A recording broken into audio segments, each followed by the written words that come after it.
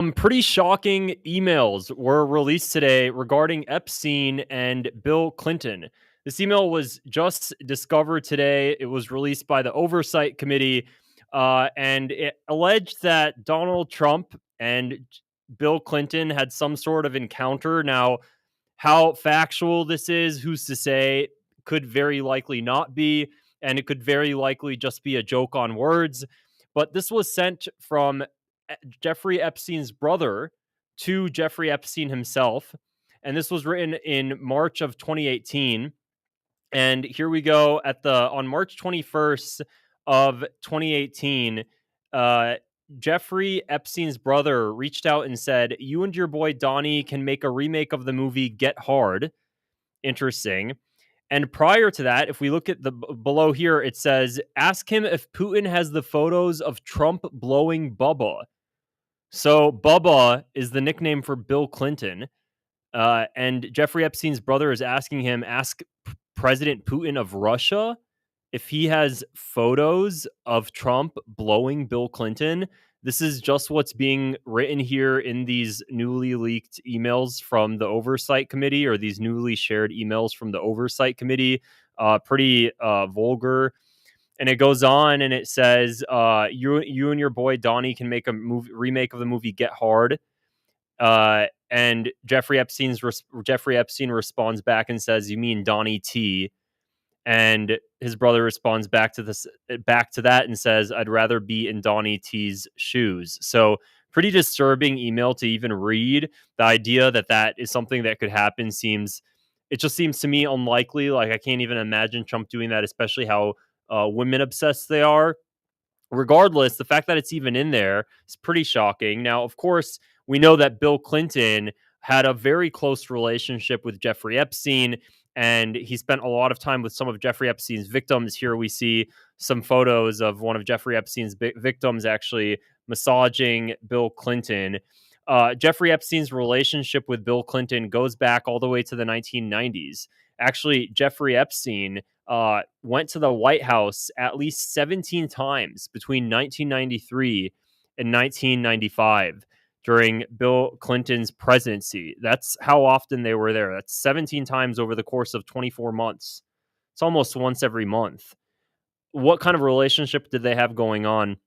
I spoke to Jeffrey Epstein's first victim, Maria Farmer, about a year ago now. And she was telling me how Bill Clinton would frequently go and visit Jeffrey Epstein in his New York home. And he would go and he would also have a very interesting and odd relationship with Jeffrey Epstein's partner, Ghislaine Maxwell.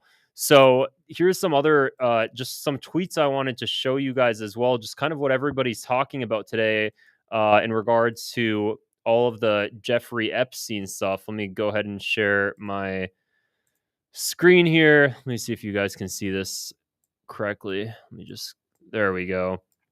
Okay. So now is the perfect time to show Bill Clinton getting massaged by Jeffrey Epstein's victim, Shantae Davies. If you see this post on your feed, I want you to reply with the rest Bill Clinton. Goes on, if the Epstein files prove that Bill Clinton are children, he should go to jail. See how easy that was, Republicans. Of course, people are trying to make this a left versus right thing, when very clearly that's obviously not the case. It seems to implicate both sides pretty well. Did Jeffrey Epstein talk to you about Bill Clinton? He said one time that Clinton likes them young, referring to girls. So this is something that was coming out from one of the recent documents released by the Oversight Committee. Again, people are trying to state that this isn't a left versus right thing. If Bill Clinton is in the Epstein files or anyone else, it doesn't matter to me. This has nothing to do with any party. The Epstein files need to be released.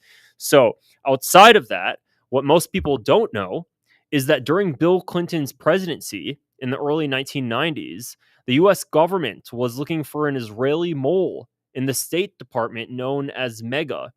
So while Jeffrey Epstein was still Jeffrey Epsteining, he wasn't a convicted offender, and he wasn't being, he wasn't in prison.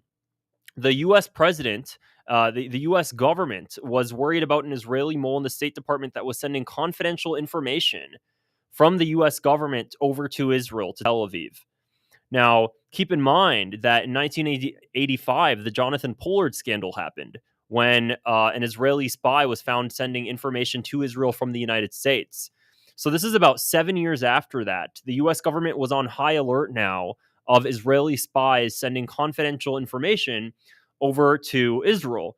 So during Bill Clinton's presidency, he was particularly concerned about that. And there were articles written at the time in the 1990s during Bill Clinton's presidency that the Clinton administration was now looking for this Israeli mole in the State Department. Let me pull up an article here I wanted to show you guys.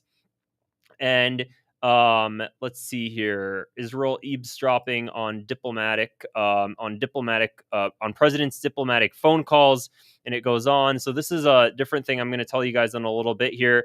Okay, here it is. Clandestine links Epstein with a Clinton era White House.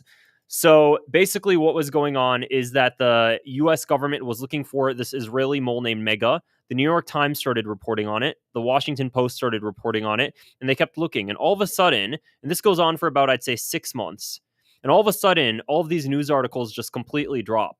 The media is not talking about it anymore. It's not being mentioned. And if you scroll down my feed, actually, one of my first YouTube videos I posted was actually on the Mega Group very in depth. And I showed all of these articles and whatnot. And all of a sudden it stopped. And then very shortly after, of course, there's the Clinton scandal with Monica Lewinsky. And this is when it comes down to Bill Clinton's relationship with Jeffrey Epstein and with Jeffrey Epstein and the Mossad.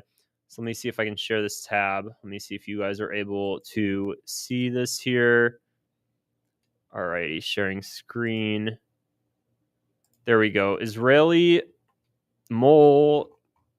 There we go. Israel blackmailed Mill with Monica Lewinsky tape. Spy hunted ended after Mossad bugged president's sex chats. Are you guys able to see that? Let's see here. All right, there we go. That's what I was looking for. Israel blackmailed President Bill Clinton with phone tap tapes of his steamy talks with Monica Lewinsky. A new book charges the price Clinton paid for the silence of the Mossad spy agency was calling off an FBI hunt for a top-level Israeli mole allegedly installed at the White House. So this is what I was already telling you guys about. This Israeli mole that the Clinton administration was looking for. The allegations appear in Gideon Spies, The Secret History of the Mossad, written by respected author Gordon Thomas and due out next week. This was an article posted in the New York Post back in 1999. Asked for comment, White House spokesperson said, the only thing I can possibly say is we'll skip the book and wait for the movie. He's basically joking about it. Israel has denied conducting spying operations in the United States. Obviously, who gives a damn what Israel has to say about spying operations? But hints about the Mossad connection to Sexgate surfaced in evidence given to independent counsel Kenneth Starr last year. Lewinsky testified under oath that after a session of heavy petting and, conduct with Bill Clinton, Clinton told her that a foreign embassy was tapping the 2 phone lines in her DC apartment. And basically, the whole entire article alleges that this Israeli mole in the State Department that Bill Clinton was hunting for, the Israelis wanted to shut that operation down. And by using the Monica Lewinsky scandal as leverage, they were able to stop the Clinton administration from looking for this Israeli mole in the State Department known as Mega. Again, if you want to look into this more in depth, if you scroll down my feed, I've done a really detailed video on this way back when. And codename Mega was this Israeli mole. Now, aside from this Israeli mole in the State Department, codename Mega, keep in mind that it links back to Jeffrey Epstein because there was also an organization founded in 1991 called the Mega Group. And that was created by Jeffrey Epstein's backer, Les Wexner. He's the founder of Victoria's Secret. He's the one who bankrolled Jeffrey Epstein millions and millions of dollars. He created a mega group in the early 1990s, and the group's purpose was to focus on strengthening Jewish initiatives here in the United States. And it was basically a group solely dedicated to only Jewish billionaires. And the group quickly started shifting from Jewish initiatives to pro-Israel causes. I have an article here I wanted to share with you guys. This article was posted back in the 1990s, and it says Titans of industry join forces to work together on Jewish philanthropy. Let me go ahead and share my screen here. This article was posted in 1998. There we go. See if you guys can see that pretty clearly. Titans of industry join forces to work for Jewish philanthropy. Again, this is coming from Jeffrey Epstein's millionaire backer. When movie mogul Steven Spielberg, Seagram chairman Edgar Bronfman, and former hedge fund manager Michael Steinhardt met at Mr. Steinhardt's Manhattan apartment last month, the main topic was neither films nor finance, but considerably more complex than either, being Jewish.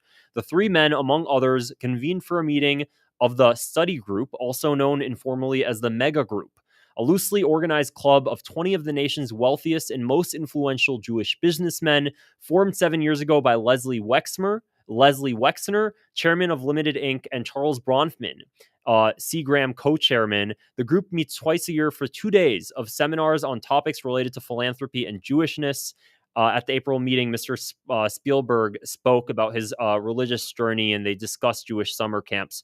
So quickly, this group that was founded by Jeffrey Epstein's backer was also called the Mega Group, surprisingly, while the Clinton administration at the time was looking for an Israeli mole in the State Department known as Mega. Now, could it be suspected that Mega, the Israeli mole named Mega, and the Mega Group that was ran by these influential businessmen had any sort of linkage, or if they were one and the same? Who's to say? What we do know is that this group, this Mega Group, had very close relationships to Israeli intelligence. Now, the group is formed by the guy who bankrolled Jeffrey Epstein, and made Jeffrey Epstein rich. And this group is formed. This group has connections to the Mossad. There is so much, more than enough abundance of evidence showing that Jeffrey Epstein has relationships to the Israeli Mossad himself. So who's to say Jeffrey Epstein wasn't an asset for this group of 20 of the nation's wealthiest pro-Israel Jewish businessmen? Again, this was back in the early 2000s when everything was going on with this Israeli mole named Mega. So this was a little bit of a disorganized conversation for today, but just wanted to kind of share everything that I'm just seeing now when it comes to this email and what else have you. So I will present a more like detailed, thorough video on Bill Clinton and his relationships to Epstein. But if you want to see more, definitely check out that video on the Mega Group I posted earlier last year on my YouTube channel. Otherwise, if you found this video interesting, make sure to click the subscribe button below.